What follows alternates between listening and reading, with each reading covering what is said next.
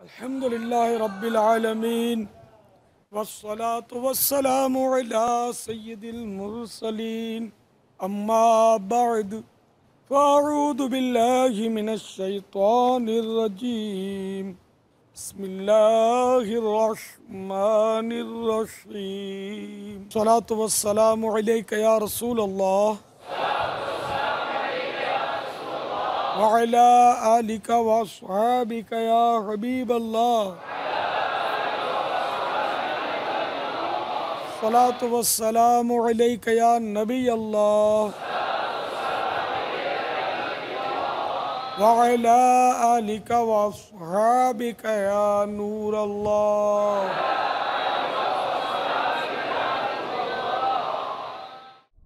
میٹھے میٹھے اسلامی بھائی، توجہ کے ساتھ بیان سماعت فرمائیے.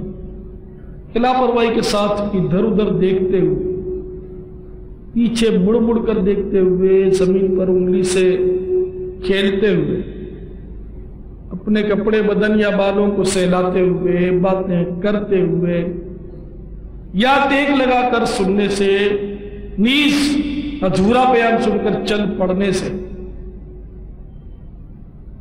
اس کی برکتیں زائل ہونے کا اندیشہ. بے توجہی کے ساتھ قرآن و سنت کی بات سننا مسلمان کی صفات سے نہیں ہے. رب کائنات جل جلالہ سورۃ الانبیاء میں ارشاد فرماتا ہے، ما یأتیہم من ذکر من ربہم محدث الا استمروا وهم يلعبون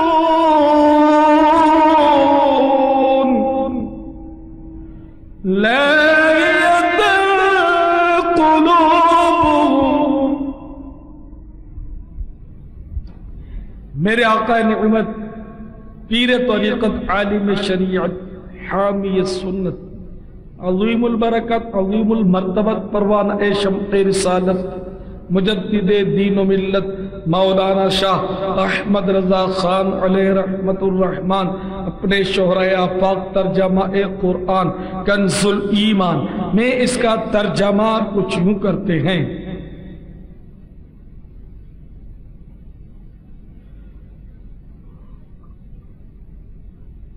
جب ان کے رب عز و جل کے پاس سے انہیں کوئی نئی نصیحت آتی ہے تو اسے نہیں سنتے، مگر کھیلتے ہیں، ان کے دل کھیل میں پڑے ہیں.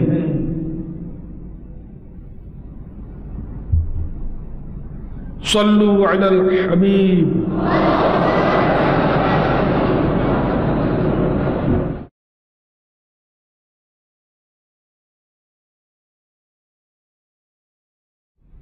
میرے آقا حضور سیدی غوث اعظم رضی اللہ تعالیٰ عنہ کے والد معظم حضرت سیدنا ابو صالح موسیٰ جنگی دوست رضی اللہ تعالیٰ عنہ آپ کی ولادت سے کچھ ہی مدت کے بعد دنیا سے پردہ فرما گئے. اب آپ اپنے نانا جان حضرت سیدنا عبداللہ صومعی رضی اللہ تعالیٰ عنہ کے سایہ عاطفت میں پلنے بڑھنے لگے. ابھی ہوش سنبھالا ہی تھا اور بچپن کا ہی زمانہ تھا کہ نانا جان بھی دنیا سے رخصت ہو گئے.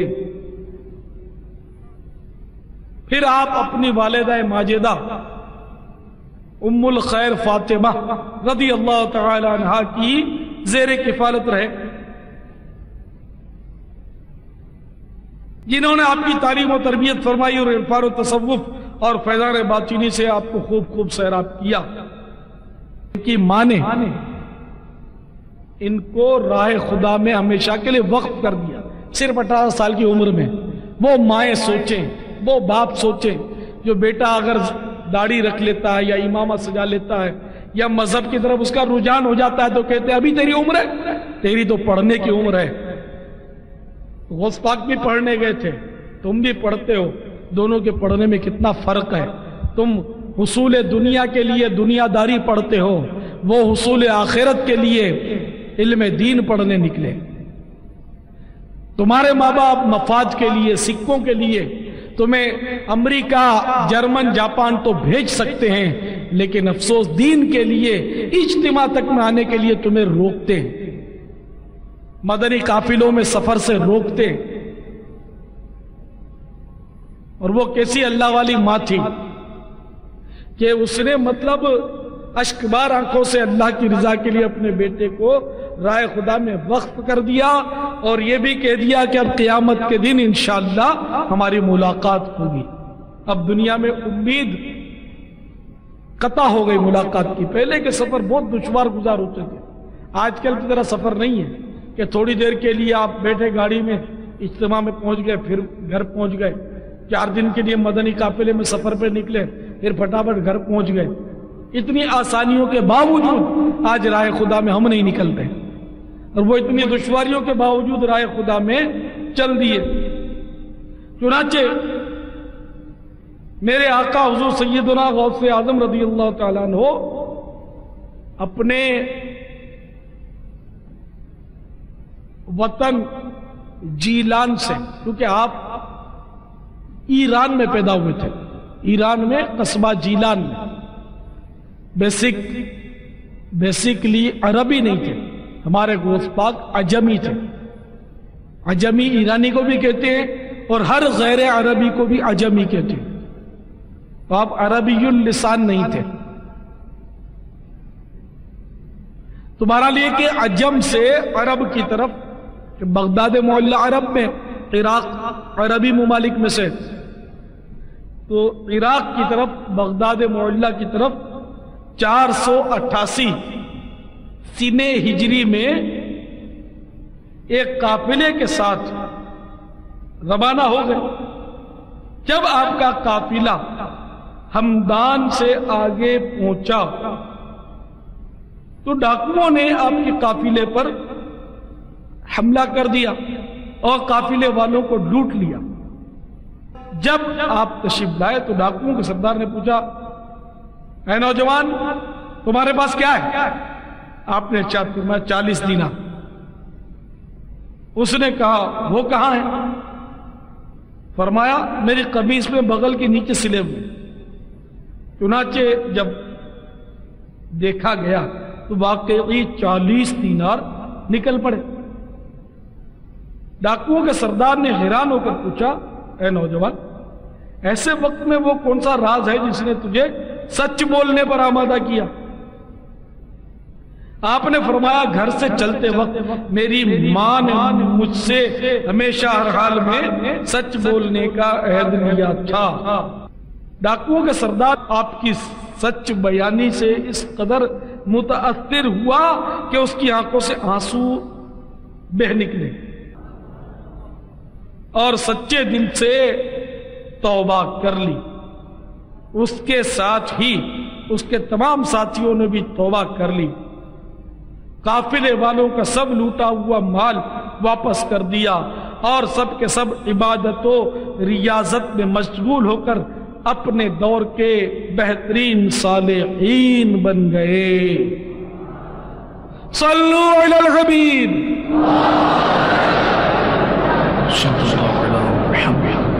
میٹھے میٹھے اور پیارے پیارے اسلامی بھائیوں، ذرا غور فرمائیے کہ آج بدقسمتی سے قدم قدم پر جھوٹ بولنے کا رواج ہے، اور ایک ہمارے غوث اعظم تھے جن کی محبت کا ہم دم بھرتے ہیں۔ انہوں نے ایسے نامساعد حالات میں کہ ڈاکوؤں کی لوٹ مار مچی ہے، گدڑی کے اندر دینار سیے ہوئے، اگر یہ ڈاکوؤں کو نہ بتاتے تو بچ جاتے۔ دینار ڈاکوؤں کو پتہ ہی نہیں چلے تھے، ڈاکو تو لوٹ مار کے چلے گئے تھے، لیکن پوچھنے پر آپ نے سچ بات بتا، اور سانچ کو آنچ نہیں، سچائی کی برکت کا یوں ظہور ہوا کہ ڈاکوؤں کا پورا جو ٹولہ تھا وہ تائب ہو گیا اور اللہ والا ہو گیا. تو سچائی کی برکت آپ نے دیکھی. سچائی میں برکت ہی برکت ہے اور جھوٹ میں نحوست ہی نحوست ہے. تو آج کل بدقسمتی سے معاشرے میں جھوٹ بہت زیادہ بولا جاتا ہے. یاد رکھیے جھوٹ میں اتنی بدبو ہوتی ہے کہ اس کی بدبو سے فرشتہ 1 میل دور چلا جاتا ہے.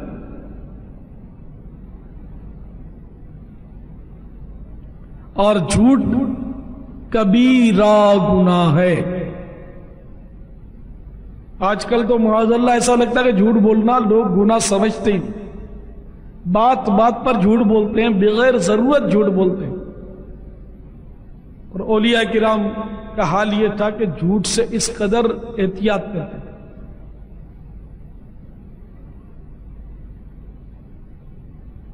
وعدہ خلافی سے اس قدر ڈرتے تھے. ایک صحابی رضی اللہ عنہ کی آنکھیں آ گئیں اور آنکھوں میں کیچڑ بھر گئی,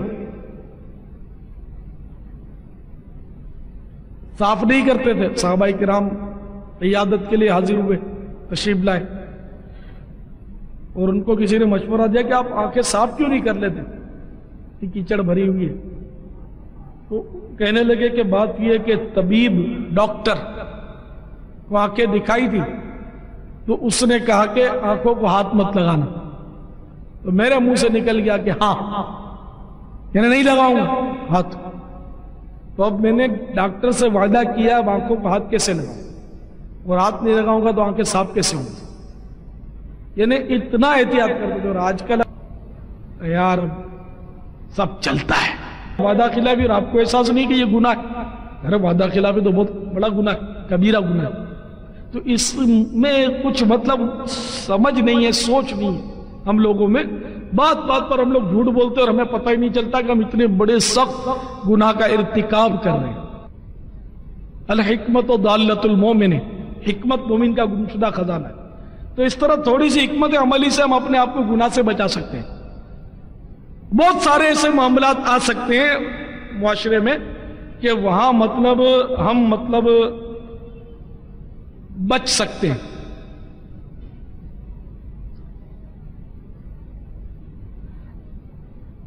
اچھا, کہیں میرے کو کسی کے گھر جانے کا ہوا سلسلہ, صاحب خانہ نے ایک آدھ دن کے بعد جیسے مجھ سے کہا کہ آپ کو دیکھو کوئی بھی تکلیف ہے تو بول دو, کوئی بھی یہاں تکلیف ہے تو بول دو.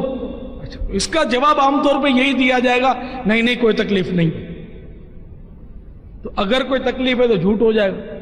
تو اب ظاہر تکلیف تو دوسرے کے گھر پہ آدمی جائے گا تو ہوگی ہوگی, سیدھی بات. اپنے گھر میں جو انسان کو سہولتیں ہوتی ہیں ضروری نہیں کہ وہ سہولتیں کسی اور جگہ, بھلے وہ چاندی کا محل ہو, سونے کا محل ہو, لیکن اپنے گھر میں جو آدمی فری رہتا ہے جس طرح دوسرے گھر میں نہیں رہ سکتا, مسائل ہوتے ہیں. تو اس طرح مطلب اگر یہ بول دیا جائے کہ کوئی تکلیف نہیں ہے تو جھوٹ ہو جاتا ہے. اور یہ ہمت نہیں کہ اس کو تکلیفیں گنوانی شروع کر دو, کیونکہ وہ سامنے والے کا بھی عام طور پہ یہ نفسیات یہ ہوتی ہے کہ اگر وہ کہے کوئی تکلیف ہے تو بولو, اور ہم اگر تکلیف بیان کریں گے تو ہو سکتا ہے اس کو برا لگ جائے. تو اس لیے خوشامد ہی کرنی پڑتی ہے کہ کوئی تکلیف نہیں ہے, تو اور جھوٹ بولنا پڑتا ہے. تو اب میں تو خاموش رہا, میں نے جواب ہی نہیں دیا اس کا. تو اس طرح وہ بیچارے کہتے رہے رسمی جملے اپنے سنتے رہے, اور کیا کچھ بولیں گے تو پھنسیں گے, ابھی نہیں پھنسیں گے آخرت میں پھنس جائیں گے. اسی طرح کی بہت ساری باتیں ہوتی ہیں.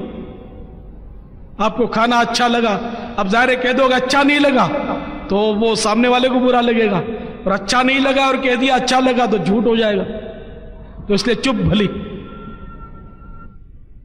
تو پیارے پیارے اور میٹھے میٹھے صاحب بھائیوں, میں عرض کر رہا تھا کہ ہمارے آقا غوث پاک رضی اللہ تعالیٰ عنہ ایک قافلے کے ساتھ بغداد معلیٰ کی طرف روانہ ہوئے. قافلہ ہمدان سے آگے پہنچا تو ڈاکوؤں نے لوٹا. پھر آپ کی سچائی دیکھ کر ڈاکوؤں نے بھی توبہ کر لی, اور میرے آقا حضور غوث پاک رضی اللہ تعالیٰ عنہ نے 400 میل سے زائد کا خطرناک اور بے حد تکلیف دے سفر طے کرنے کے بعد سفر المظفر 488 سنہ ہجری میں بغداد معلی تشریف فرما ہوئے۔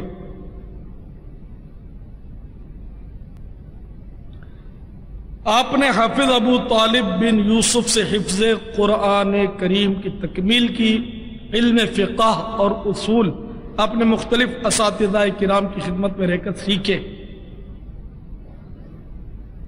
اور بڑی عرق ریزی کے ساتھ آپ نے علم حاصل کیا۔ آپ خود فرماتے ہیں درست العلم حتی صرت قطبا ونلت السعد من مولا الموالی، یعنی میں علم پڑھتے پڑھتے قطب بن گیا اور میں نے اللہ تعالی کی مدد سے سعادت کو پا لیا۔ حضور سیدنا غوث اعظم رضی اللہ تعالیٰ عنہ علم دین جب حاصل کر رہے تھے، اس دوران آپ کو سخت مصائب و آلام کا سامنا کرنا پڑا۔ خود فرماتے ہیں کہ میں ابتدائی دور میں کئی دن بھوکا پیاسا رہا۔ ایک دفعہ تو ایسا ہوا کہ 20 دن سے کچھ بھی کھانے پینے کو نہیں ملا تھا، کوئی چیز کھانے کو ہاتھ نہ آئی، 20 دن ہو گئے۔ تنگ آ کر میں ایوان کسرا کے ویرانے کی طرف نکل گیا کہ شاید کوئی مباح چیز ملے۔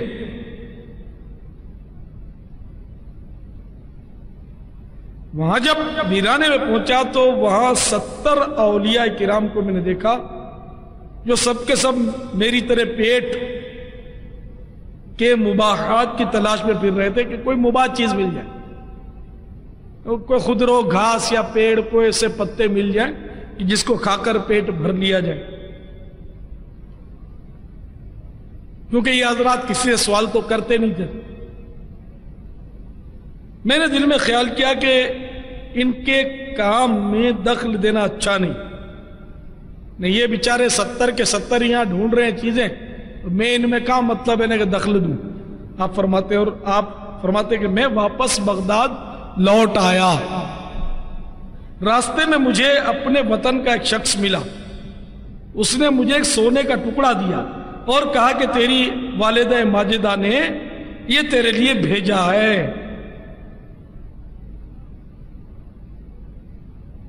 میں اسے لے کر جلد ویرانے کی طرف گیا، اس میں سے کچھ اپنے لیے رکھ لیا اور باقی ان 70 ولیوں میں تقسیم کر دیا۔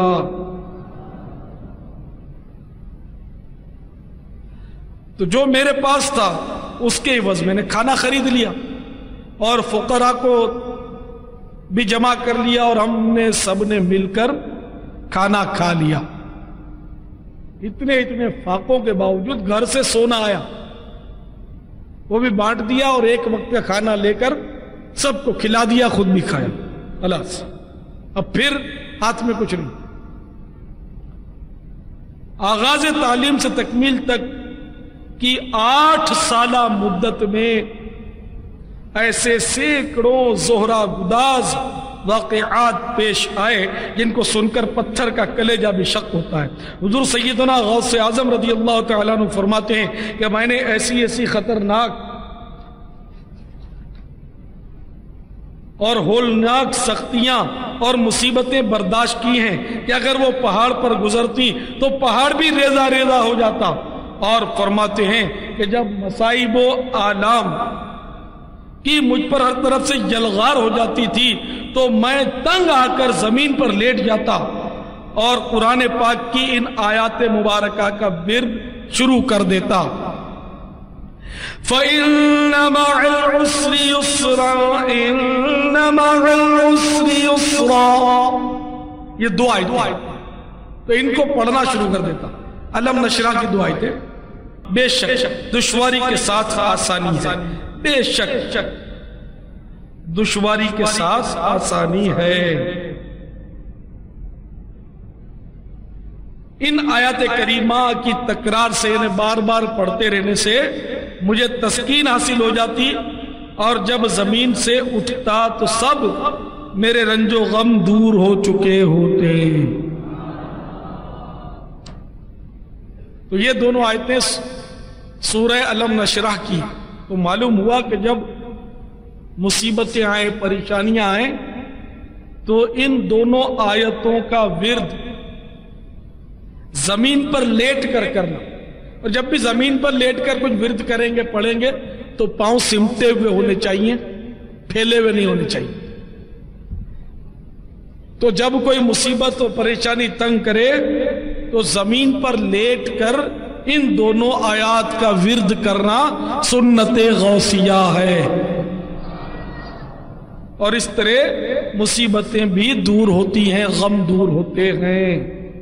حضور سیدنا غوث اعظم رضی اللہ تعالیٰ عنہ فرماتے ہیں زمانہ طالب علمی میں اسباق سے فارغ ہو کر جنگل، بیابان اور ویرانوں کی طرف نکل جاتا تھا اور شہر کے بجائے انہی ویرانوں میں رات بسر کرتا. زمین میرا بستر ہوتی، اینٹ یا پتھر میرا تکیہ.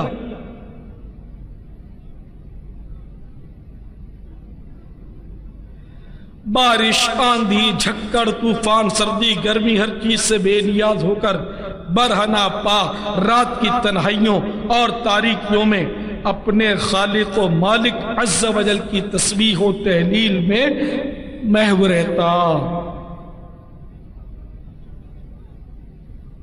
لباس اور غذا کی کیفیت یہ کہ سر اقدس پر ایک چھوٹا سا امامہ اور صوف کا ایک جبہ زیب تن ہوتا.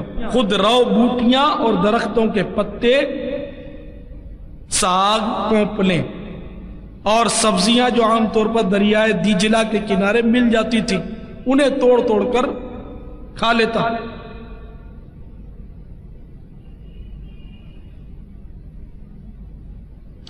یہ سب جہاں کا مصائب و علام آپ کو اس تسکین کے مقابلے میں ہیچ معلوم ہوتے تھے جو آپ کو تحصیل علم میں حاصل ہوتی تھی. ایسی تکالیف اور دشواریاں پیش آئیں کہ کوئی اور شخص ہوتا تو شاید اس کا ذہنی توازن ہی برقرار نہ رہتا، مگر میرے آقا حضور سیدنا غوث اعظم رضی اللہ تعالیٰ عنہ نے ان کی مطلق پرواہ نہ کی. وہ اللہ تبارک و تعالی پر توکل کیے ہر بات کو صبر و شکر کے ساتھ برداشت کرتے رہے تو اللہ تبارک و تعالی نے آپ کو علوم ظاہری و باطنی میں وہ مقام عطا فرمایا کہ علماء بغداد بلکہ علماء زمانہ سے آپ سبقت لے گئے. 496 سنہ ہجری میں میرے آقا حضور سرکار بغداد رضی اللہ تعالیٰ عنہ نے تمام علوم کی سند مکمل کر لی. تو پیارے پیارے اور میٹھے میٹھے سائیں بھائیوں، آج کل تو علم دین حاصل کرنا بہت مشکل ہو، آسان ہو گیا، پھر بھی حاصل کرنے کے لیے کوئی تیار نہیں. نہ اس کی یہاں پذیرائی ہے، پذیرائی بھی کوئی حوصلہ افزائی، والدین کی طرف سے کوئی رسپانس نہیں، کوئی ترغیب نہیں، کسی کو پڑھی بھی نہیں. حالات ایسے خراب ہو گئے کہ پڑھنے والے کے اندر بھی وہ کرنٹ نہیں ہے. جس سے سیدنا غوث اعظم رضی اللہ تعالیٰ عنہ نے جس طرح علم حاصل کیا، جتنی تکلیفیں راہ علم میں برداشت کی، اس کا عشر کیا، اس کا تو خیر ہم کروڑواں حصہ بھی کیا مطلب اٹھائیں گے تکلیفیں.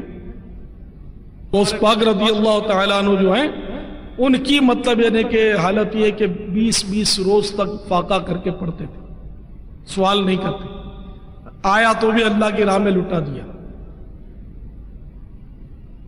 پتے اور درخت، خضرو، گھاس اور اس طرح کی چیزیں کھا کر، مباح چیزیں کھا کر گزارا کرتے تھے. تو ظاہر کے ساتھ ان کا باطن بھی روشن ہو گیا.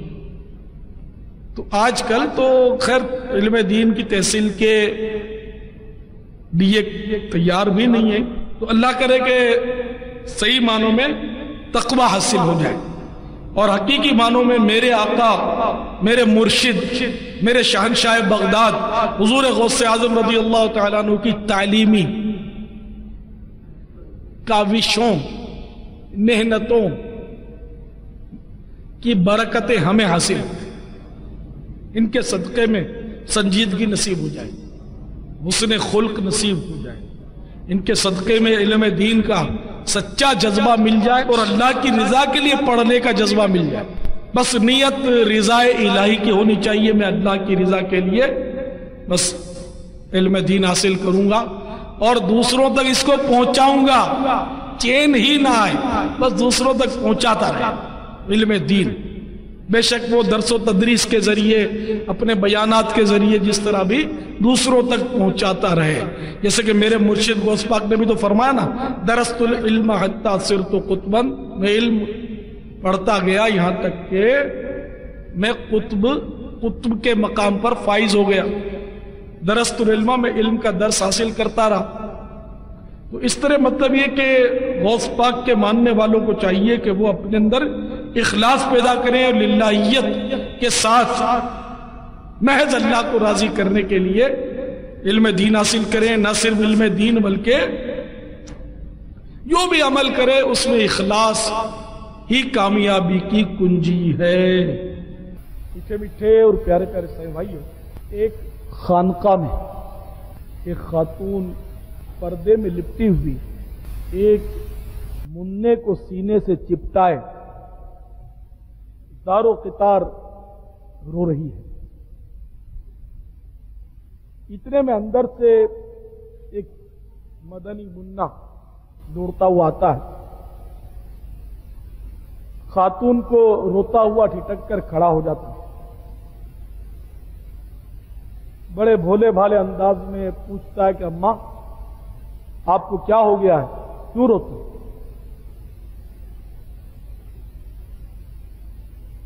تو وہ خاتون روتے ہوئے کہتی ہے کہ یہ بچہ پیٹ میں تھا اس وقت اس کے والد فوت ہو گئے اور یہ میں بیوہ ہو گئی اور یہ بچہ اس کی ایک ہی نشانی تھا، یہ بیمار ہو گیا اور میں دم کروانے کے لیے خانقاہ کی طرف آ رہی تھی کہ راستے میں اس بچے نے دم توڑ دیا ہے، یہ فوت ہو گیا۔ افسوس میری زندگی کا سہارا اور میری آنکھوں کی ٹھنڈک چھن گئی۔ اس خانقاہ کے مرد کامل سے میں نے بڑی التجائیں کی، لیکن انہوں نے مجھے اللہ کی رضا پر راضی رہنے اور صبر کرنے کی تلقین کی اور اندر جا چکے ہیں۔ اس مدنی مننے کو اس خاتون کا رونا پھڑکنا جو تھا اس نے ہلا دیا، اور بڑے بھولے بھالے انداز میں وہ مدنی منا کہتا ہے کہ ماں آپ غم نہ کرو، آپ کا بچہ مرا نہیں، وہ تو زندہ ہے۔ تو بیتاب ماں نے جب مدنی مننے کی لاش سے چادر ہٹائی تو سچ مچ وہ تو ہاتھ پیر مار کے کھیل رہا تھا۔ اتنے میں اندر سے اس مدنی مننے کے وہی نانا جان جو خانقاہ کے مطلب پیر صاحب تھے وہ تشریف لے آئے اور سارا معاملہ سمجھ گئے۔ تو وہ لاٹھی لے کر اسی مدنی مننے کی طرف لپکے کہ تم نے ابھی سے تقدیر خداوندی کے سربستہ راز کو سرے عام کیوں کھول دیا؟ بچہ اپنے نانا جان کو جلال میں دیکھ کر باہر دوڑنے لگا اور یہ بزرگ جو تھے یہ لاٹھی لے کر پیچھے پیچھے دوڑ رہے ہیں۔ آگے چل کر بچہ یکایک ایک قبرستان کی طرف مڑ جاتا ہے اور بلند آواز سے پکارتا ہے، اے قبرستان کے دفینوں میری مدد کرو۔ تیزی سے لپکتے ہوئے بزرگ اچانک ٹھٹک کر کھڑے ہو گئے۔ کیونکہ قبرستان کے 300 مردے اپنی اپنی قبروں سے اٹھ کر ڈھال بن چکے تھے. یعنی بچے اس مدنی منع اور اس بزرگ کے درمیان 300 مردے اب کھڑے ہوئے تھے زندہ ہو کر. اور بچہ اپنے چہرے پر ملکوتی وجاہت لیے دور کھڑا مسکرا رہا تھا. تو اس بزرگ نے، جو خدا رسیدہ بزرگ تھے، ولی اللہ تھے، بڑی حسرت سے بچے کی طرف دیکھا اور فرمایا بیٹے ہم تمہارے مرتبے کو نہیں پہنچ سکتے، اس لیے تمہاری مرضی کے سامنے سر تسلیم خم کرتے. میٹھے میٹھے اور پیارے پیارے سائیں بھائیوں، آپ جانتے ہیں وہ مدنی منا کون تھا؟ وہ مدنی منا، اس کا نام تھا عبد القادر، اور آگے چل کر یہ غوث الاعظم کے نام سے مشہور ہوئے. رضی اللہ عنہ.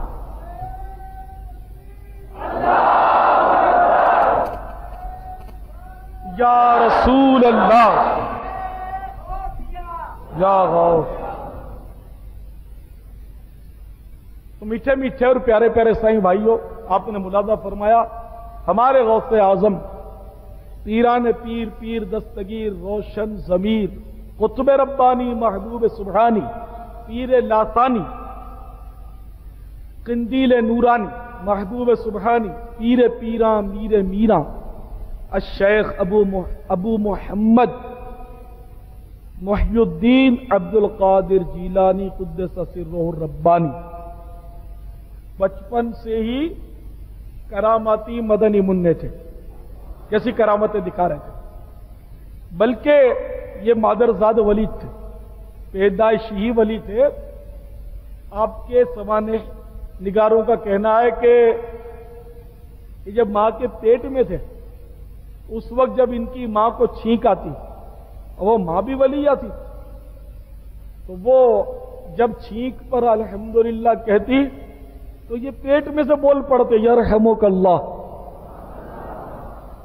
اور ہم لوگوں کو تو بڑی شرم کی بات ہے، ہم غوث پاک کے ماننے والے کیسے ہیں کہ ہمیں یہی نہیں پتا کہ چھینک آئے تو الحمدللہ کہنا چاہیے، اور چھینکنے والا الحمدللہ کہے تو سننے والے پر واجب ہو گیا کہ یرحمک اللہ کہے، نہیں کہے گا جو گناہگار ہوگا. اور اتنی آواز سے یرحمک اللہ کہنا پڑے گا کہ چھینکنے والا جس نے الحمدللہ کہا ہے وہ سن لے. تو چھینک آنے پر الحمدللہ کہنا سنت ہے. چھینک آنے پر جو کوئی الحمدللہ علی کل حال کہے وہ انشاءاللہ کانوں اور داڑوں کے درد سے محفوظ رہے گا. چھینک آنے پر جب بندہ کہتا ہے الحمدللہ تو اللہ کے معصوم فرشتے کہتے ہیں رب العالمین، اور اگر بندہ کہتا ہے الحمدللہ رب العالمین تو اللہ کے معصوم فرشتے کہتے ہیں یرحمک اللہ، یعنی اللہ تعالی تجھ پر رحم فرمائے، اور دعا دیتے ہیں. تو جب کبھی چھینک آئے تو الحمدللہ کہنا سنت ہے. ہاں نزلہ ہو گیا، بار بار چھینک پر چھینک آ رہی ہے تو اب الحمدللہ کہنا سنت نہ رہا. اور جب یہ دنیا میں تشریف لے آئے، پیدا ہوئے، تو ان کے ہونٹ جو تھے وہ آہستہ آہستہ حرکت کر رہے تھے اور اللہ اللہ اللہ اللہ کی آواز سنی جا رہی تھی. ہمارا بچہ جب پیدا ہوتا ہے تو اواں اواں کر کے رونا شروع کرتا ہے، اور یہ اللہ اللہ اللہ اللہ اللہ کر کے دنیا میں تشریف لے آئے. یہ ہے اللہ والے کی شان. ہمارے غوث اعظم رضی اللہ تعالیٰ عنہ کی شان و عظمت کا حال تو یہ ہے کہ ایسا بھی ہوا کہ ہمارے غوث اعظم رضی اللہ تعالیٰ عنہ منبر پر تشریف فرما ہوتے اور کوہرام مچ جاتا.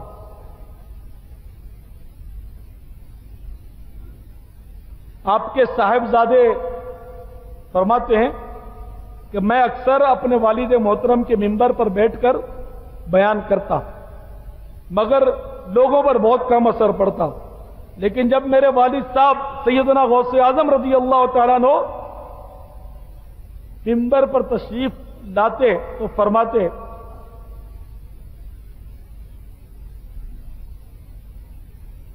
نوجوانوں، شجاعت ایک لمحے کے لیے صبر کا نام ہے۔ اتنی سی بات سنتے ہی مجلس پر کوہرام بپا ہو جاتا، تو میں وجہ دریافت کرتا تو فرمایا کرتے تھے تم اپنے دل سے بات کرتے ہو مگر میں دوسرے کی بات کرتا ہوں۔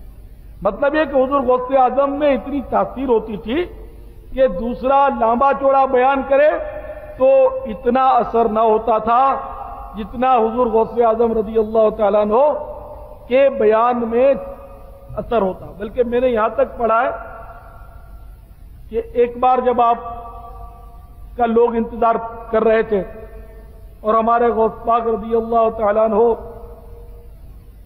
منبر پر تشریف لائے، ابھی تو خالی بیٹھے ہیں منبر پر،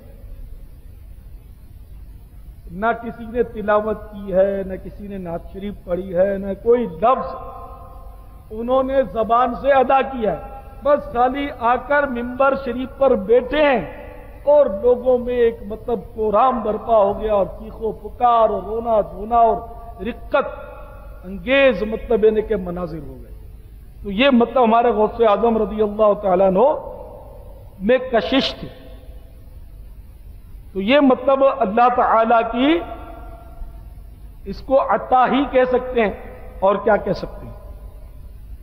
میرے میٹھے میٹھے اور پیارے پیارے اسلامی بھائیوں، کہ ہمارے غوث اعظم رضی اللہ تعالیٰ عنہ بہت بڑے ولی اللہ ہوئے اور آپ نے یہ سب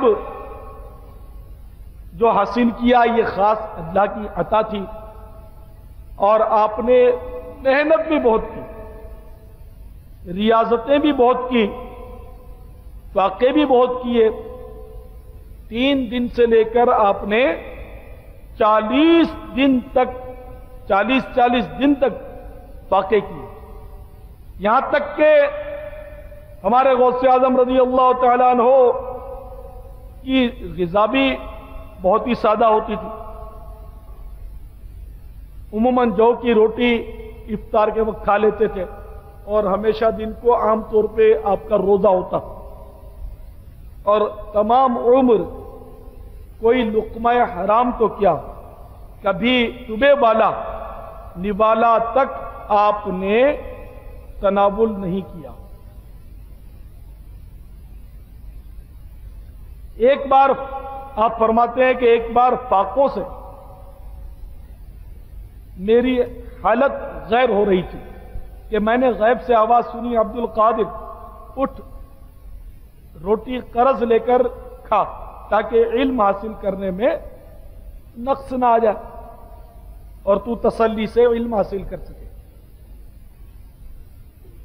تو آپ نے فرمایا کہ میں غریب ہوں، مجھے کون قرضہ دے گا، اور اگر قرض کسی نے دے بھی دیا تو ادا کہاں سے کروں گا؟ جواب آیا تو اپنا کام کر، ہم ادا کر دیں گے۔ اس پر ہمارے غوث پاک رضی اللہ تعالیٰ عنہ ایک نانبائی کے پاس تشریف لے گئے اور اس سے کہا کہ بھائی اگر مناسب سمجھتے ہو تو مجھے اس شرط سے روٹی قرض دے دیا کرو کہ اگر کہیں سے کچھ مل گیا تو قرض ادا کر دوں گا اور مر گیا تو معاف کر دینا۔ نان بھائی جو تھا روٹی والا وہ فقیر دوست تھا، درویشوں سے محبت کرتا تھا۔ جب اس نے یہ سنا تو اس کی آنکھوں میں آنسو بھر آئے اور بولا سرکار آپ جو کچھ چاہیں مجھ سے لے لیا کریں اور پیسوں کی فکر نہ کریں۔ چنانچہ حضور غوث اعظم رضی اللہ تعالیٰ عنہ اس سے روزانہ 1.5 روٹی لینے لگے۔ اس طرح دن گزرتے گئے۔ ایک بار بڑا احساس ہوا اور آپ کو بڑی شرم آ رہی تھی کہ اب تو بہت دن ہو گئے اور میں اس سے روٹی لے کر کھا رہا ہوں اور اس سے کچھ دیتا نہیں۔ تو اسی وقت غیب سے آواز آئی کہ عبد القادر فلاں مقام پر جاؤ. جب اس مقام پر آپ پہنچے تو آپ نے دیکھا کہ ایک سونے کا ٹکڑا وہاں پڑا ہے. چنانچہ آپ نے وہ سونے کا ٹکڑا اٹھا لیا اور لا کر نانوائی کے حوالے کر دیا. تو پیارے پیارے اور میٹھے میٹھے اسلامی بھائیوں، الحمدللہ سرکار بغداد حضور غوث پاک رضی اللہ تعالیٰ عنہ نے محنت شاقہ سے بڑی محنتیں اور ریاضتیں کر کے علم حاصل کیا اور علم کی بڑی خدمت بجا لائے، اور آپ نے مدرسہ نظامیہ قائم کیا، اور اس مدرسے کی بڑی برکتیں تھیں، بہت برکتیں تھیں. ایک بار بغداد معلیٰ میں طاعون کی وبا پھیل گئی اور لوگ دھڑا دھڑ مرنے لگے.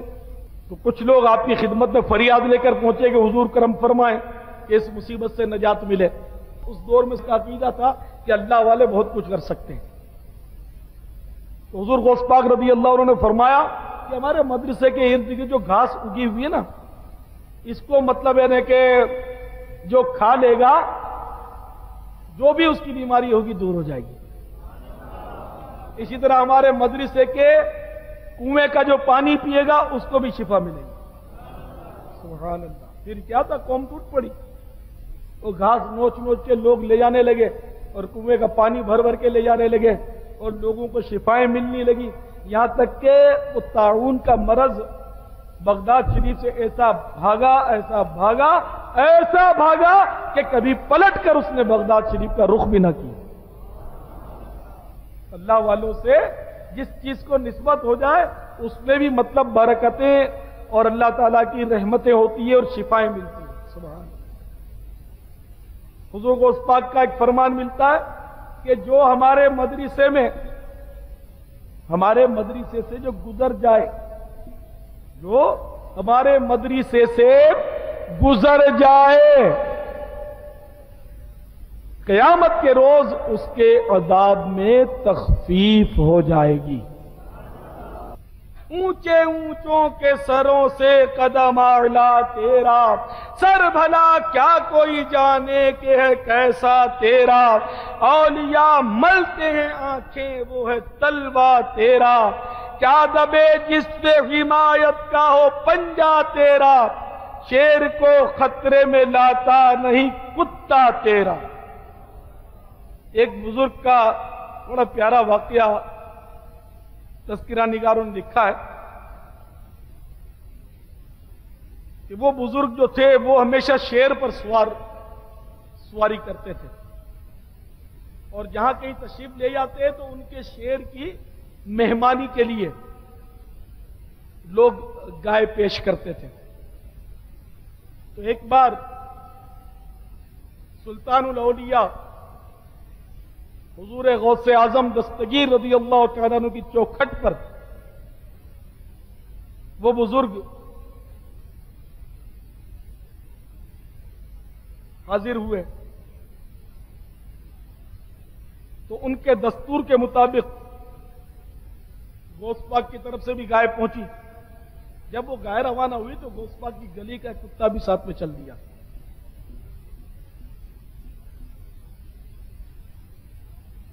چنانچہ وہ گائے جب اس شیر کے قریب پہنچی تو شیر نے اس گائے پر حملہ کیا.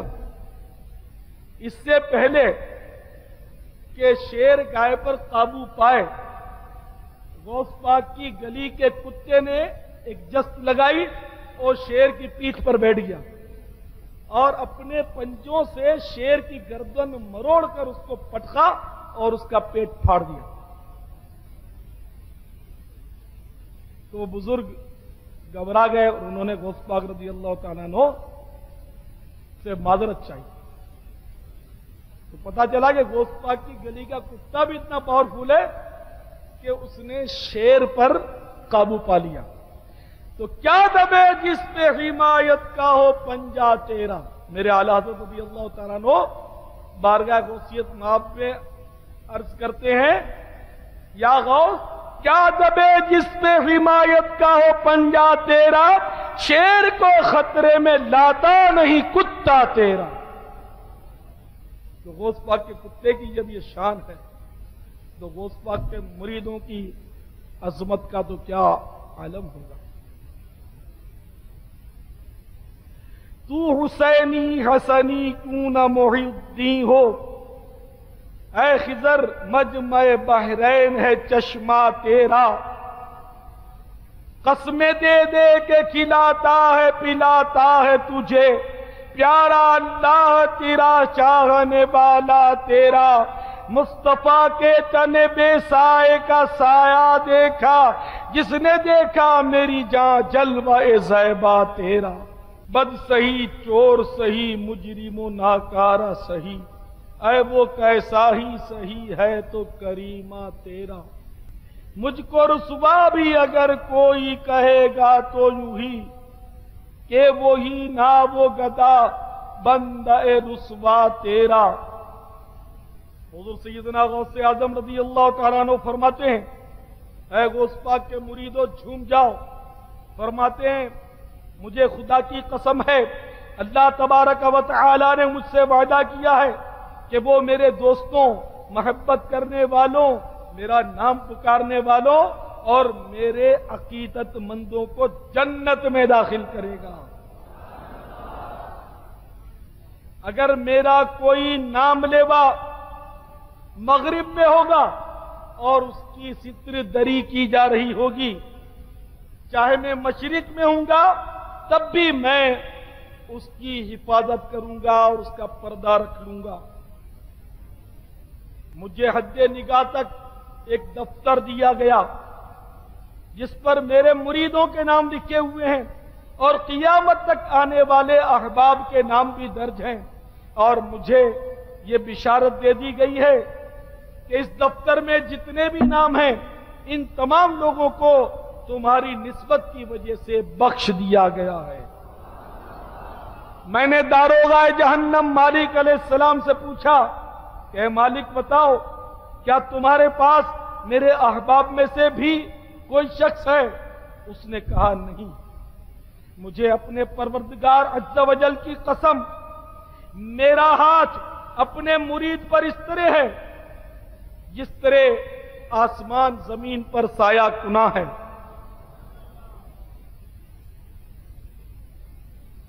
اگر میرا مرید عالی مرتبہ نہ ہو تو کوئی بات نہیں، الحمدللہ اللہ کی بارگاہ میں تو عالی مرتبہ ہوں۔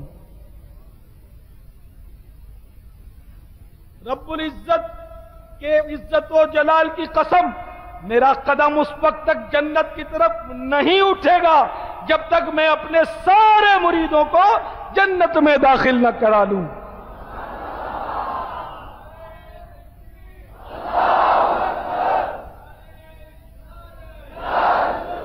ہمارے غوث اعظم پیران پیر رضی اللہ تعالیٰ عنہ کے یہ اقوال جو ہیں، یہ کوئی میں آج کل کی کتاب کے بیان نہیں کر رہا، یہ پرانے بزرگوں نے لکھے۔ مثلا یہ جو اقوال میں نے بیان کیے زبدۃ الآثار سے میں نے بیان کیے۔ زبدۃ الآثار یہ خاتم المحدثین شیخ محقق علی الاطلاق حضرت شیخ عبدالحق محدث دہلوی رحمت اللہ تعالی علیہ، جن کے وصال کو کم و بیش 350 سال غالباً ہو چکے ہیں۔ یہ پرانے بزرگ ہیں، انہوں نے زبدۃ الآثار لکھی ہے، اور زبدۃ الآثار تلخیص ہے بہجت الاسرار کی۔ بہجت الاسرار میں سے انہوں نے یہ واقعات، ان کی کرامات اور سیرت کے بیان کیے ہیں شیخ عبدالحق صاحب نے، اور اس کا نام رکھا زبدۃ الآثار۔ تو یہ زبدۃ الآثار کے میں نے آپ کو متحوالے سے عرض کیا۔ ایک کتاب ہے شیخ عبدالحق صاحب کی الاخبار الاخیار، اس میں بھی انہوں نے غوث پاک کے اسی طرح کے بڑے پیارے پیارے اقوال نقل کیے ہیں، جس میں غوث پاک فرماتے ہیں کہ میں قیامت تک کے لیے اپنے مریدوں کی دستگیری کرنے والا ہوں۔ اس پر یاد آیا ہمارے آبائی وطن दरअसल हम लोग जो है वो इंडिया के, इंडिया में जूनागढ़ जिला, गुजरात का एक जूनागढ़ है, जूनागढ़ जिला है और गुजरात जो है वो सूबा है। तो जूनागढ़ जिले में एक छोटा सा गांव था कुतियाना। तो हम लोग कुतियाने के, मैं बहरहाल कुतियाने में पैदा नहीं हुआ, कराची में पैदा हुआ हूं, तो कुतियाना कभी देखा भी नहीं। बहरहाल हमारे माँ बाप जो थे वो कुतियाने के थे। छोटा सा गांव था बगैर स्टेशन का, देहात था। उस कुतियाने में पहले के लोग बहुत सादा होते थे और वली औलिया को मानने वाले होते थे। आजकल की नई रोशनी के करिश्मे नहीं होते थे, सादे लोग थे, बड़े पीर फकीरों को मानने वाले थे। तो इस तरह हमारे कुतियाने में भी मतलब ये अहले अकीदत लोग होते थे। मेमन बिरादरी गौस पाक को बहुत मानती है, हम लोग मेमन बिरादरी से ताल्लुक रखते हैं और गौस पाक को हमारे यहाँ बहुत मतलब यानी कि अकीदत से मान दिया जाता है। और 11वीं शरीफ हमारे खानदानों में बहुत राइज है, बहुत राइज है मेमनों में। इसलिए कि गौस पाक की औलाद में से एक बुजुर्ग इंडिया तशरीफ लाए थे और हमारे आबा अजदाद थे मेमन बिरादरी के, वो लोहाना कौम के थे, वो लोहाना कौम थी। तो उस बुजुर्ग ने जो मतलब यानी के दौरे के लिए आए थे और उसने मतलब यानी के तबलीग की नेकी की दावत दी, तो हमारे बाप दादे जो थे वो मुसलमान हो गए। और इस तरह मतलब गौस पाक का हम लोगों पर बड़ा एहसान है अल्हम्दुलिल्लाह। हमारे आबा अजदाद जो पहले थे सदियों पहले, उनको गौस पाक के एक बेटे ने, एक औलाद में से एक बेटे ने सलमान किया अल्हम्दुलिल्लाह। तो ये मदनी काफिलों की बरकतें आप समझ ही रहे होंगे कि आप भी इंशाअल्लाह नेकी की दावत देते रहेंगे, मदनी काफिलों की धूम डालते रहेंगे, तो इंशाअल्लाह खूब खूब नेकी की दावत का, सुन्नतों का और इस्लाम के मदनी उसूलों का चर्चा होता रहेगा। खैर, तो हमारे कुतियाने में एक शख्स होता था जो मतलब यानी कि मैंने अपने बड़ों से सुना ये वाकया कि गौस पाक का बहुत आशिक था और सैयदों का बहुत अदब करता था। सैयदों के बच्चे को देख लेता, किसी बच्चे को, सैयद ज़ादे को, तो शहजादे को उठा लेता, गोद में उठाता और फिर इसको शीरीनी वगैरह दिला देता, बहुत मतलब मान देता। छोटे छोटे मदनी मुन्नों को सैयद हो गया। और गौस पाक का आशिक था, 11वीं का बड़ा मानने वाला था। खैर, उसका इंतकाल हो गया। इंतकाल के बाद उसको चादर उड़ा दी गई। लोग सोगवार खानदान था, जमा था, इतने में उसमें हरकत पैदा हुई और चादर यूं उठा के बैठ गया और कौम भागने लगी डर के। तो कहा ठहरो ठहरो, भागो मत। सबको जमा किया और उसने कहा कि दरअसल बात यह है कि मैं मर तो चुका हूं, लेकिन यकायक मेरे पीरो मुर्शिद बगदाद वाले शहंशाह हुजूर गौसे आजम पहुंच गए और आकर इन्होंने मुझे ठोकर मारी और ठोकर मार के कहा कि उठ, मेरा मुरीद होकर तौबा किए बगैर मर गया, उठ और तौबा कर। तो मुझे मेरे मुर्शिद ने तौबा करने का हुक्म दिया है, तो तुम लोग सब गवाह रहना, मैं अपने सारे गुनाहों से तौबा करता हूं। तौबा करी उसने, कलेमा पढ़ा, फिर चादर तान के सो गया और बगदाद की गलियों में खो गया। फिर मतलब वो फौत हो गया। अल्लाह की शान है, मेरे गौस पाक की इतनी बड़ी शान है कि सुभान अल्लाह। तो हम लोग हैं मुसलमान, हम लोग मानने वाले, सोचने वाले। देखो, सोचने जाओगे ना तो गुम हो जाओगे, और ये सोचने वाली बातें भी नहीं है, क्योंकि तो अक्ल में आई या ना करामत होती ही अक्ल में नहीं आती, वरना वो करामत नहीं होती। तो ऐसी मुहय्यरुल उकूल बातें जो अक्लन नामुमकिन हो, इम्पॉसिबल, ऐसी बातें अगर किसी नबी से कब्ल अज एलान नबुव्वत जाहिर हो तो उसको इरहास कहते हैं। एलान नबुव्वत के बाद जाहिर हो तो उसको मौजिजा कहते हैं। वली से जाहिर हो तो करामत कहते हैं, मोमिन से जाहिर हो तो मऊनत कहते हैं, और किसी फासिक व फाजिर या काफिर से जाहिर हो तो उसको इस्तिदराज कहते हैं। इन अक्ल में ना आने वाली बात कोई मतलब। तो मुर्दा زندہ کرنا یہ غوث پاک کی کرامت تھی اور بزرگوں کی کرامت تھی۔ ایک شافعی بزرگ تھے، ان کے مدرسے کی چھت سے بچہ گر گیا،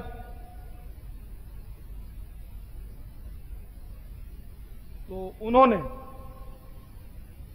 اس بچے کو، اس بزرگ کا نام ہے شیخ زین الدین شافعی، مدرس مدرسہ شامیہ، تو بچہ مدرسے کی چھت سے گر گیا اور مر گیا، تو انہوں نے اس کو زندہ کر دیا۔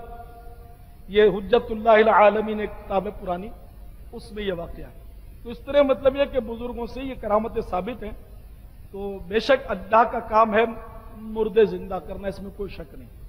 تو اللہ نے مطلب یہ طاقت اپنے مقبولوں کو عطا فرمائی ہے، ہر ایک کو نہ صحیح لیکن جس کو چاہا عطا فرما دی۔ آل عمران آیت نمبر 49 ارشاد ہوتا ہے، عیسیٰ علیہ السلام کا قول قرآن بیان کر رہا ہے، وَأُبْرِئُ الْأَكْمَهَ وَالْأَبْرَصَ وَأُحْيِي الْمَوْتَى بِإِذْنِ اللَّهِ۔ میرے آقا نعمت عظیم المرتبت مجدد دین و ملت پروانہ شمع رسالت مولانا شاہ احمد رضا خان علیہ رحمت الرحمن اپنے شہرۂ آفاق ترجمہ قرآن کنز الایمان میں اس کا ترجمہ یوں کرتے ہیں، عیسیٰ علیہ السلام کہہ رہے ہیں، اور میں شفا دیتا ہوں مادرزاد اندھوں اور سفید داغ والے یعنی کوڑی کو، اور میں مردے جلاتا ہوں اللہ کے حکم سے۔ دیکھا آپ نے حضرت سیدنا عیسیٰ روح اللہ علی نبینا وعلیہ الصلوۃ والسلام صاف صاف اعلان فرما رہے ہیں کہ میں اللہ عز و جل کی بخشی ہوئی قدرت سے مادرزاد اندھوں کو بینائی اور کوڑیوں کو شفا دیتا ہوں، یہاں تک کہ مردوں کو بھی زندہ کر دیا کرتا ہوں۔ تو اللہ عز و جل کی طرف سے انبیاء علیہ السلام کو طرح طرح کے اختیارات عطا کیے جاتے ہیں، اور فیضان انبیاء سے اولیاء کرام کو بھی اختیارات ملتے ہیں، یعنی اولیاء کرام بھی شفا دے سکتے ہیں، بہت کچھ عطا فرما سکتے ہیں، اور اللہ کی عطا سے مردے بھی جلا سکتے ہیں۔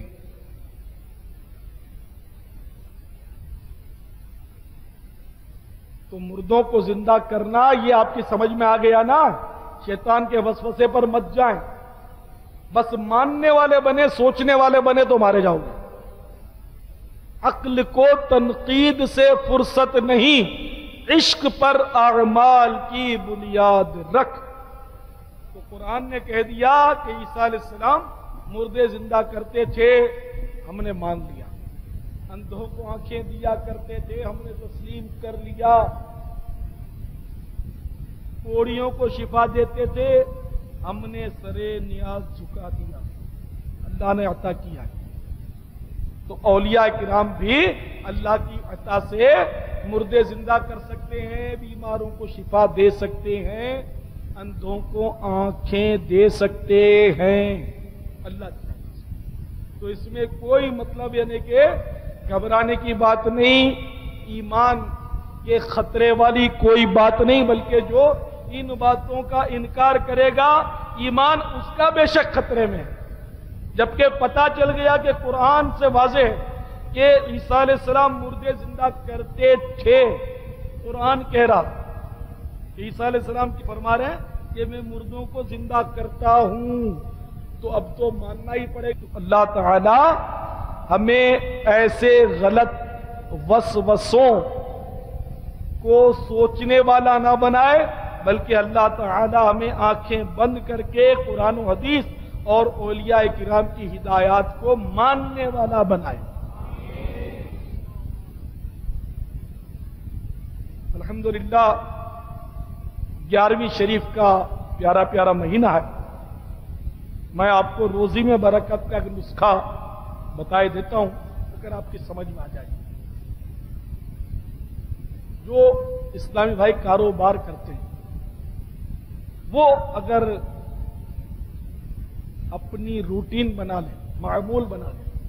جو بیپار کرتے ہیں، تجارت کرتے ہیں، کہ اپنی سیلری انہیں جو کچھ بکری آئی، مثلا منافع جو بھی ہو، آپ کی دکان پر روز کی 1000 روپے بکری ہوتی ہے، کسی کی 500 بکری ہوتی ہے، کسی کی 1500 ہے نا. تو جو بکری آئی اس کا 1% آپ 11ویں شریف کا الگ کر لیا کریں. 1000 بکری آتی ہے تو 11ویں شریف کے نام پر کتنے نکلے؟ صرف 10 روپے. زیادہ نہیں نکلے، گھبرانے کی ضرورت نہیں، صرف 10 روپے. 100 پر 1 روپیہ. تو یہ مطلب آپ جمع کرتے رہیں، روز کے روز الگ کر کے غوث پاک کی نیاز کے جمع کرتے رہیں، اور پھر مطلب اس کو غوث پاک کے ایصال ثواب کے لیے خرچ کر دیں. اب یہ ضروری نہیں کہ آپ کھانا ہی پکائیں، بے شک کھانا پکائیں، یا آپ کسی مسجد میں چندہ دے دیں، مدرسے میں چندہ دے دیں، دینی کتابیں خرید لیں، کیسٹیں خرید لیں، کتابچے خرید لیں، غوث پاک کے ایصال ثواب کی نیت سے انہی کو تقسیم کر دیں، غریب کو دیں، امیر کو دیں، کچھ بھی کریں، کوئی مطلب اس میں منع نہیں. آپ دیکھ لینا آپ کی روزی میں برکت ہوتی ہے نہیں ہوتی انشاءاللہ. اچھا، جو ملازمت کرتے ہیں بولے گا ہم کہاں جائیں گے؟ تو ملازمت جو کرتے ہیں نا، ان کی خدمت میں عرض ہے کہ آپ اپنی تنخواہ میں سے اگر نکال سکتے ہیں، دل گردہ ہے تو 100 پر 11 روپے نکالیں. بڑا مشکل، بہت مشکل ہے. 100 پر 11 بہت مشکل. میرے غوث پاک رضی اللہ تعالیٰ عنہ کہ اس طرح کے اقوال ملتے ہیں کہ اگر مجھے صبح کو ڈاک سونے کی اشرفیاں بھی مل جائیں تو شام تک ان کو لٹا دوں اور میرے پاس کچھ بھی نہ بچے. اتنے مطلب آپ کھلاتے تھے، پلاتے تھے، اور ایسے سخی تھے کہ ان کے سمانے نگاروں نے لکھا ہے کہ اگر کبھی آپ کے پاس کچھ نہ ہوتا اور سائل آ جاتا تو کرتا اتار کر بھی پیش کر دیتے. کیا بات ہے، واہ کیا بات ہے میرے غوث اعظم کی. تو ایسے سخی تھے. تو اگر ہمت ہو تو 100 پر 11 روپے اپنی انکم کے، تنخواہ کے. تو اگر کسی کی 1100 تنخواہ ہے تو صرف 100 روپیہ تو بنے گا. آپ بولیں گے تجارت پر 1 روپیہ اور ملازمت پر 11 روپیہ. خیر اگر مالدار بھی اگر زیادہ دینا چاہے 1% سے 11% دے دے تو منع نہیں ہے، لیکن اس کا بکری میں 1% ہے نا، اور آپ کا انکم میں 11% ہے. تو بہرحال اگر آپ چاہیں تو اس طرح کر کے تھوڑا ٹرائی کریں. تنگ دستی کی شکایت ہے آپ کو، تو اللہ نے چاہا تو تنگ دستی کی شکایت دور ہو جائے گی، اور اس طرح انشاءاللہ روزی میں برکت ہو جائے گی کہ آپ کے مزے کو بھی مزہ آ جائے گا انشاءاللہ. اور اس کا استعمال چاہے کھانا کھلانے میں کریں، چاہے مطلب آپ دین کی تبلیغ پر کریں. فی زمانہ تو دین کی تبلیغ کی بہت ضرورت ہے، نیکی کی دعوت عام کرنے کی بہت ضرورت ہے. بے شک آپ مدنی قافلے میں خود تو جائیں، لیکن کوئی ایسا اسلامی بھائی ہو آپ کے علاقے میں کہ جو اپنے پیسوں سے نہیں جا سکتا، ٹائم دے سکتا، پیسے نہیں خرچ کر سکتا، تو چپکے سے ان پیسوں سے اس کی مدد کر دی، اس کو قافلے میں بھیج دیا. یہ بھی ہو سکتا ہے اپنے نگران سے مشورہ کر لیا کہ میں اس طرح قافلے میں بھیجنے کے لیے پیسے دینے چاہتا ہوں، اگر کسی کو بھیجنا چاہو تو میں حاضر ہوں. تو اس طرح بھی سیٹنگ ممکن ہے. آپ جس طرح بھی چاہیں غوث پاک کے ایصال ثواب کے لیے خرچ کر کے دیکھیں، انشاءاللہ برکت ہی برکت ہوگی. تو اخلاص حاصل کرنے کے لیے، علم دین کی تڑپ پیدا کرنے کے لیے اور سنتوں کی تربیت کے لیے ہر اسلامی بھائی کو چاہیے کہ وہ مدنی قافلوں میں سفر کیا کرے. میرے غوث پاک نے کتنا زبردست سفر کیا، اور گیلان سے بغداد شریف تشریف لائے، اور کیسے کیسے آپ نے مصائب و آلام برداشت کیے اور صعوبتیں سہی. تو ہمارے لیے تو اب آسان سفر ہے. تو غوث پاک کا ماننے والا اگر کے لیے بھی سفر نہ کرے تو اس کے نصیب. تو میری درخواست ہے کہ زندگی میں 12 ماہ راہ خدا میں نکلنے کی نیت کرے کہ ہر سال 30 دن کم از کم مدنی قافلے میں سفر کی نیت کرے، اور ہر مہینے 3 دن مدنی قافلے میں سفر کی نیت کرے کہ ہر مہینے 3 دن سفر کروں گا انشاءاللہ انشاءاللہ